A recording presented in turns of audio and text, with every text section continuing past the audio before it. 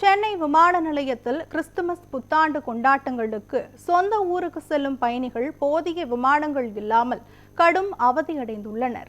தொடர் விடுமுறை காரணமாக சென்னை மற்றும் புறநகர் பகுதிகளில் வசிக்கும் ஏராளமானோர் சொந்த ஊர்களுக்கு செல்ல தொடங்கியுள்ளனர். இதனால் சென்னை விமான நிலையத்தில் பயணிகள் கூட்டம் அதிகரித்துள்ளது.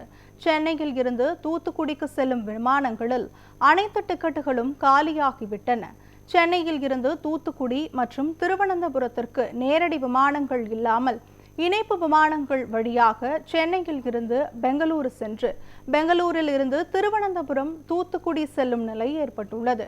தமிழ்நாட்டிற்குள் பயணம் செய்வதற்கு போதிய நேரடி விமானங்கள் இல்லாததால் பயணிகள் அண்டை மாநிலங்களான திருவனந்தபுரம் பெங்களூரு வழியாக பயணம் செய்ய வேண்டியது இருப்பதால் கூடுதல் டிக்கெட் கட்டணங்கள் செலுத்துவதோடு பயண நேரமும் பல மணி நேரம் அதிகமாகி பயணிகள் அவதியடைந்துள்ளனர்.